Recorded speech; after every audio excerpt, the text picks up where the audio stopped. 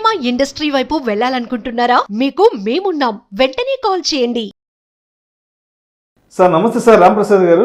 నమస్తే విష్ణు గారు. సార్ రాంప్రసాద్ గారు, ఒక 4-5 రోజుల క్రితం ఒక బిజినెస్ మ్యాగజైన్లో ఒక ఆర్టికల్ చదివాను. ఇండియాలో సేవింగ్స్ రేట్ అనేది చాలా చాలా తగ్గిపోయిందంట. అంటే ఖర్చు పెట్టే వాళ్ళు ఎక్కువైపోయారు, ఓ 4 రూపాయలు పొదుపు చేసుకునే వాళ్ళు తగ్గిపోతున్నారంట. అంటే వచ్చింది వచ్చినట్టు లావిష్గా దుబారాగా ఖర్చు పెట్టేసుకుంటున్నారు. దాన్ని ఏదైనా పొదుపు చేసుకొని ఏదైనా సేవింగ్ ఏదైనా ఇన్వెస్ట్మెంట్ చేసుకునే వాళ్ళు అసలు ఎక్కడ కనిపించట్లేదంట. ఎందుకంటారు ఈ సేవింగ్స్ అనే కాన్సెప్ట్ పబ్లిక్గా నచ్చట్లేదు? అసలు ఎందుకు సేవింగ్స్ అన్నా ఇష్టం ఉండట్లేదు, ఏదైనా ఇన్వెస్ట్మెంట్ చేసుకుందామన్నా ఇష్టం ఉండట్లేదు, పోనీ ఏదైనా ఒక మంచి ఇన్సూరెన్స్ పాలసీ తీసుకుందామని ఇష్టం ఉండట్లేదు? ఎందుకు బాగుపడే పనులు ఏవీ చేయట్లేదు అంటారు? ఆర్టికల్ చదివినని నమ్మొద్దు. I don't think it is right. Article correct కాదంటారు మొత్తానికి మీరైతే? ఆర్టికల్ అంటే కూడా ఒకరు రాసేది, ఒకరు రాసింది ఒకరు చెప్పింది నమ్మొద్దు. అంటే ఇప్పుడు ఆయన బయట చూసుంటాడు సిచ్యువేషన్స్ ని, ఆయన చూసింది రాశాడు, అది స్టాండర్డ్ కాకపోవచ్చు. సరే ఆర్బీఐ రిలీజ్ చేస్తే కూడా స్టాండర్డ్ కాకపోవచ్చు. ఇప్పుడు Indians are saving less, savings పడిపోతే మరి ఎస్ఐపి బుక్ సైజ్ ఎలా 15,000 కోట్లకు పోయింది? ఇన్వెస్ట్మెంట్ చేస్తేనే కదా, స్పెండింగ్ చేస్తే పోదు కదా. బ్యాంక్ డిపాజిట్స్ తగ్గాయా? లేదు. ఇన్సూరెన్స్ పాలసీలు తగ్గాయా? ఇన్వెస్ట్మెంట్ పాలసీలు తగ్గాయా? మరి ఎక్కడ తగ్గింది? ఇన్కమ్ పెరిగింది, అకార్డింగ్లీ స్పెండింగ్ పెంచుతున్నారు. ఓకే, ఖర్చు పెట్టడం తప్పు కాదు. అసలు ఖర్చు పెడితేనే ఎకానమీ స్ట్రాంగ్ అవుద్ది. ఖర్చు పెడితే ఎకానమీ వీక్ అవ్వదు, నీ ఫ్యామిలీ వీక్ అయింది అడ్డదిడ్డంగా పెడితే, కానీ ఎకానమీ స్ట్రాంగ్ అవుద్ది. ఎకానమీ అంటే ఏంటి సార్? స్టాక్సే కదా, గ్రోతే కదా. ఖర్చు పెడితేనే కదా బిల్డ్ అయ్యేదాన్ని. నువ్వు ఖర్చు పెడితే 10 మందికి సంపాదన, రొటేషన్, మనీ రొటేషన్. నువ్వు స్పెండ్ మనీ, ఖర్చు పెట్టుకుని అంతా తీసుకెళ్ళి ఒక స్థలం కొనుక్కుంటే ఎవరు బాగుపడతాడా? ఒక ఇల్లు పెద్ద ఇల్లు బాగుపడతాడా? మొత్తం తీసుకెళ్ళి నువ్వు మ్యూచువల్ ఫండ్లో పెట్టుకుంటే బాగుపడతాడా? బాగుపట్టు. ఖర్చు పెడితేనే ఎంప్లాయ్మెంట్ క్రియేట్ అవుతుంది, ప్రొడక్షన్ పెరుగుతుంది, ఇన్ఫ్రాస్ట్రక్చర్ అన్నీ ఖర్చుతూనే ఉన్నాయి. సో ఖర్చు పెట్టడం తప్పు కాదు. అయితే నువ్వు ఏ డబ్బు ఖర్చు పెడుతున్నావు అది ఇంపార్టెంట్. రాబోయే డబ్బు ఖర్చు పెడితే ఇంకా అది సూసైడ్తో సమానం. నీ దగ్గర ఉన్న డబ్బులు నువ్వు ఖర్చు పెట్టుకో. అసలు ఒక వ్యక్తి ఎంత గొప్పగా ఖర్చు పెడితే అంత గొప్పగా సంపాదిస్తాడు. ఎప్పుడు వాడు సంపాదించిందే ఖర్చు పెట్టుకోవాలి, రాబోయేదాన్ని ఖర్చు పెట్టకూడదు. కార్డు వాడకుండా, ప్లాస్టిక్ కార్డు అంటే క్రెడిట్ కార్డు వాడకుండా, నీకు వచ్చిన జీతాన్ని నువ్వు ఎంత పెట్టుకుంటావు పెట్టుకో, మంచిదే కదా. పెట్టిందే దక్కుంటా సార్, దాసింది దక్కుతుందా కదా. ఈరోజు ఖర్చు పెట్టిందే కదా, నీ లైఫ్ ఎక్స్పీరియన్స్ చేసిందే కదా లైఫ్. సో అలా అని బాధ్యతలు మర్చిపోయి ఖర్చు పెట్టద్దు. ఓకే, రాబోయే రిస్కులను కూడా అర్థం చేసుకొని మనం ఎప్పుడూ చెప్పే ఇన్సూరెన్స్లు, బేసిక్ ఇన్సూరెన్స్ లక్షలు కాదు కదా. హెల్త్కి పడేయండి ఒక 40,000 1 కోటి రూపాయలు కవరేజ్, టర్మ్కి పడేయండి ఒక 30,000 2 కోట్లు కవరేజ్. ఇక పెట్టండి ఖర్చు పెట్టండి, ఎవరొద్దన్నారు. బేసిక్ ఫ్యామిలీ ప్రొటెక్షన్ తీసుకోవాలి అది కదా. అదే ఇప్పుడు ఫస్ట్ థింగ్ అర్థం చేసుకోవాల్సింది ఏంటంటే, ఈ డిసిప్లిను, ఫైనాన్షియల్ ప్లానింగు, ఇన్వెస్ట్మెంట్ ఇవన్నీ దేనికండి? ప్రశాంతమైన ఆనందమైన జీవితం కాపటండి. అంతేగాని రూపాయి ఖర్చు పెట్టకుండా తినకుండా ధనవంతుల్లో చచ్చిపోవడం కాదు కదా. ఇప్పుడు ఎక్కువ చూస్తే అదే చేస్తారు. మరి ఖర్చు పెట్టదు కదండి, ఏం చేయాలి? అన్నీ దాచుకోవాలా? అలా కాదు.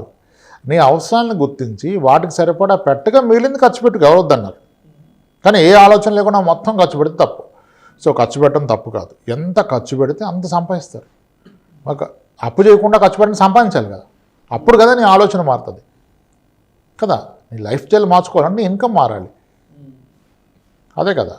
సో ముందు దేనికైనా మూలం ఇన్కమ్ అండి. ఎంత పెంచుకుంటే అంత మంచిది. అది పెరగాలంటే నీకు ఆలోచన రావాలా, ఖర్చు పెట్టడం, ఇన్వెస్ట్మెంట్ చేయడం. ఖర్చు పెట్టాలి, ఇన్వెస్ట్మెంట్ చేయాలి. అది నువ్వు సంపాదించిన దాని నుంచి చేయాలి. రాబోయే డబ్బులు తీసి ఖర్చు పెడితే ప్రాబ్లం. సో ఖర్చు పెట్టే హ్యాబిట్ తగ్గించుకోవాలి. ఇంపల్సివ్ బయింగ్ వద్దు, ఆఫర్లో కొనొద్దు, తప్పే ఉంది. ఒక లగ్జరీ కారు కొనుక్కున్నాడు, ఏసీ కొనుక్కున్నాడు, గుడ్డే కదా, ఇంప్రూవ్ అవ్వాలి కదా మనిషి. సో కాబట్టి ఖర్చుని తప్పని అనకూడదండి. ఖర్చు పెట్టడం తప్పులేదు, పెట్టండి, ఆలోచించి ఖర్చు పెట్టండి, మీ అవసరాలకు ఖర్చు పెట్టండి. అప్పులు చేయకుండా ఖర్చు పెట్టండి చాలు. అప్పులు చేయకుండా ఖర్చు పెట్టండి. కానీ ప్రాబ్లం ఏంటంటే, ఎప్పుడైతే పేపర్ మనీ తగ్గిందో, ప్లాస్టిక్ కార్డు వాడటం మొదలుపెట్టామో, డబ్బు విలువ తెలవట్ల, ఖర్చు మీద ఒక అదుపు లేకుండా పోయింది. ఒకప్పుడు ఒక 1000-2000 రూపాయలు డ్రా చేసి ఆ 100 రూపాయల్లో లేదంటే 500 రూపాయలు చేతితో లెక్క పెట్టి ఇస్తున్నప్పుడు పెయిన్ తెలిసేది, పెయిన్ తెలిసేది. అబ్బా ఇప్పుడు ఆ పెయిన్ లేకుండా పోయింది. పెయిన్ లేకుండా పోయింది. అంటే వీడి సంపాదన అంత ఖర్చు అంతా కూడా తెలవట్లే. ఇప్పుడు క్రెడిట్ కార్డ్ అనేది మన 1 మంత్ శాలరీకి చిన్న జీతం అయితే 6 టైమ్స్, పెద్ద జీతం అయితే కాస్త అట్లా ఇస్తారు. అంటే ఇటు ఒక్క నెలలో 6 నెలలు సంపాదించేది ఖర్చు పెట్టవచ్చు. అక్కడ ప్రాబ్లం. మీరు అన్నట్టుగా ఒకప్పుడు శాలరీస్ కూడా క్యాష్ ఇచ్చేవాళ్ళు, కవర్లో పెట్టి పిన్ను కొట్టి ఎన్వలప్లో వేసి ఇచ్చేవాళ్ళు. ప్రతి డిపార్ట్మెంట్లో ఒకరు ఉంటారు శాలరీ చేసేవాళ్ళు. అకౌంట్స్ వాళ్ళు, ఎడ్యుకేషన్ వాళ్ళు ఎంఈఓ కానీ అక్కడని ఎంఈఓ ఆఫీస్కి వెళ్ళి తెచ్చుకునేవాళ్ళు ఎవరు శాలరీ వాళ్ళు. ఆ తెచ్చుకున్న శాలరీతో 1 మంత్ బ్రతకాలి కదా. ఒక డిసిప్లిన్ వచ్చేది. చుట్టి, పాలకి చుట్టి, కిరాణా బిల్లు చుట్టి, ఒక ఇంత బండిల్ చేసి సపరేట్ పెట్టేవాళ్ళు. అప్పుడు ఆబ్వియస్గా డిసిప్లిన్, నేను ఖర్చు ఏది, అవసరాలు ఏది, ఇన్వెస్ట్మెంట్ ఏది తెలిసిపోయేది. లెక్క పత్రం ఉండేది. రాగానే ఫస్ట్ చిట్టి అయినా కట్టాలి, 2000 చిట్టి కట్టేశాను. పాలైనా కట్టాలి, 400 కట్టేశాను. స్కూల్ పిల్లల ఫీజులు ఫస్ట్ అది తీసి పెట్టాం, పనామా కట్టాం, ఇది ఎల్ఐసి పాలసీ ప్రీమియం కట్టాం. ఇంకా మిగిలింది ఇది. ఎంత సరుకులు, ఎందుకని ఇంత సరుకులు ఇనలా, పండుగ వస్తుంది, పండుగ డబ్బులేవి ముందే రెడీ పెట్టుకునేది. పండుగ డిపాజిట్ 3 నెలల ముందు నుంచి ఖర్చుల్లో తగ్గించి పండుగ ఖర్చులకు తీసి పెట్టేది. ఎప్పుడైతే క్యాష్ పోయిందో అసలు నువ్వు ఎంత ఖర్చు నీకు తెలుసా? ఇప్పుడు ఎంతమంది తెలుసు ఈరోజు ఖర్చు ఎంత పెట్టాము? వెళ్తున్నాం, సింపుల్గా స్కాన్ కొడుతున్నాం, ఫోన్ జాబ్ వేసుకుని వచ్చేస్తున్నాం. కానీ క్రెడిట్ కార్డు లేకుండా అది కొట్టినా ఓకే. అవును. సో కాంప్రమైజ్ అవ్వద్దు, లైఫ్ని కాంప్రమైజ్ కావద్దు. అలా అని ఈ ఫ్యూచర్ ఇబ్బందులు కొని తెచ్చుకునేంత ఖర్చు పెట్టద్దు, కానీ ఖర్చు తగ్గించిన అనే మాటే రాంగండి. One should not compromise on is expenses. Compromise అవసరం లేదు. నేను అనేది ఒకటే, సాధ్యమైనంత మంచి ఇంట్లో ఉంటున్నారా ఫస్ట్, కంఫర్టబుల్ లైఫ్ ఆస్వాదిస్తున్నావా లేదా, అది సొంతదా రెంటెడ్ సంబంధం లేదు. బెస్ట్ హౌస్లో ఉన్నావా, బెస్ట్ కార్లో తిరుగుతున్నావా, పిల్లలకి బెస్ట్ స్కూల్లో చదివిస్తున్నావా, క్వాలిటీ ఫుడ్, క్వాలిటీ క్లాత్, చాలు. ప్రశాంతంగా ఒక 9-10 అవర్స్ పడుకుంటున్నావా, 8 అవర్స్ పడుకుంటున్నావు అని ఏమీ ఖర్చు పెట్టకుండా మొత్తం దాచుకోనీడు. ఎందుకండి, ఎవరికి పెడతాడు? లేదు కదా, మనకి ఉంటాయి కదా కొన్ని ఫార్ములాలు. మంత్లీ 10,000 పెడితే 40 ఏళ్ళు కడితే ఎన్ని కోట్లు అవుతాయి? 100 ఈజీ అంటాడు. అప్పటికల్లా నీ బోన్స్ కలిసిపోతారు ఆ భూమిలో, నీ ఎముకలు కూడా భూమిలో కలిసిపోతాయి. అప్పుడు 100 ఉంటే ఎందుకు, 500 ఉంటే ఎందుకు? You enjoy the life. ఈ రోజుని ఎంజాయ్ చేయండి. రోజు పబ్కి వెకేషన్ కానీ కాదు, కానీ కాకుండా క్వార్టర్లీ వెకేషను, ఇంకేమైనా ఉంటే వీక్లీ, మంత్లీలు, అంతేగాని రోజు కాదు. ఖర్చులను మాత్రం తగ్గించుకోమని చెప్పడం తప్పు. అందుకే నేను ఎప్పుడు మీరు ఎంత ముందు కూడా అడిగాను, నేను లాస్ట్ ఇయర్ ఖర్చులకు టిప్స్ అంటే నేను చెప్పి వద్దు, ఖర్చులు పెట్టుకొని వదిలేయండి. ఖర్చులు పెట్టుకోవాల్సిందే. సో ఖర్చు పెడితేనే మీరు ఎకానమీకి దోహదపడుతున్నారు. ఎకానమీ గ్రో అవుతుంది. ఖర్చులు తగ్గించుకుంటే ఎకానమీ గ్రో కాదండి. ఓకే, అది అంటే ఖర్చుల గురించి మనం చెప్పడానికి ఏం లేదు. ఇష్టం వాళ్ళది ఖర్చు పెట్టుకోండి, వెచ్చలివిడిగా పెట్టుకోండి, తప్పు లేదు. కానీ అప్పు చేసి పెట్టకండి, బాధ్యతలు మర్చిపోయి పెట్టకండి. ఎవరి గురించి పెడతాం ఖర్చు, మన గురించి మనం పెట్టుకుందానికి ఆలోచన ఏంటి? 10 మందికి నువ్వు చేస్తే తప్పు, కానీ నీ ఫ్యామిలీకి నువ్వు చేసుకుంటే తప్పు ఉంది. అది చేసుకోండి, ఏం తప్పు లేదు. వెచ్చలివిడిగా ఖర్చు పెట్టుకోండి, తప్పేమీ లేదు. అంతే సార్, ఏం చేయాలి, అంతే చెప్తారు. సో మొత్తానికి ఖర్చు పెట్టుకోవచ్చు, కానీ అప్పులు చేసు లేదంటే మన రెస్పాన్సిబిలిటీస్ని పక్కన పెట్టు, అంతే. అలా కాకుండా మనకి పనికొచ్చేది, బెటర్మెంట్ కొరకు, ఫ్యామిలీ ఆనందం కొరకు పెట్టుకోండి. రైట్, పెట్టుకోండి, తప్పేం లేదు. Right. Thank you so much Ramprasad గారు. మొత్తానికి బిజినెస్ మ్యాగజైన్లో వచ్చిన ఆర్టికల్ని అలా చింపి ఇలా వేసేసారు. అంత లేదులేండి, వేసేసారు అంతే. లేదు, నేను చాలా మంది చెప్తాను. ఎందుకు ఇంత క్లియర్గా ఏం చెప్పారంటే, ఐ గెట్ పీపుల్, క్లయింట్ వస్తాడు, 1,90,000 టేక్ హోమ్ సాలరీ ఉంది, ఇప్పటికే కారు కొనాలా వద్దా అని ఆలోచిస్తున్నాడంట. ఎందుకు సార్ ఆలోచిస్తున్నారన్న?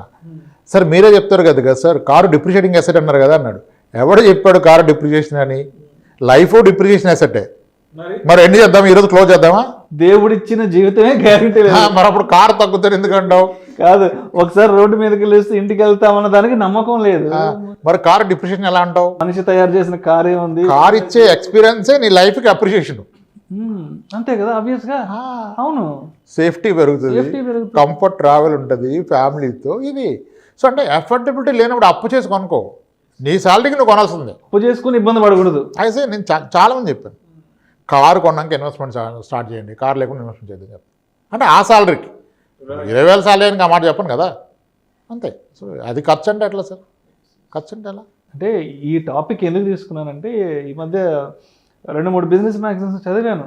ఇలా ఒక రిపోర్ట్ ఉంది, ఇలా ఒక డేటా సర్వే ఉంది, సేవింగ్స్ తగ్గిపోతున్నాయి ఇండియాలో, స్పెండింగ్ ఎక్కువైపోతుంది. మంచిదే కదా, ఎవడో ఒకడు హ్యాపీగా చచ్చిపోతాడు. సార్ దీని గురించి కొంచెం ఇండెప్త్గా మాట్లాడదాం, మనం కూడా తెలుసుకుందాం అన్న ఉద్దేశంతో ప్రేక్షకులకి దీనికి సంబంధించినటువంటి విశ్లేషణ చేయడం జరిగింది.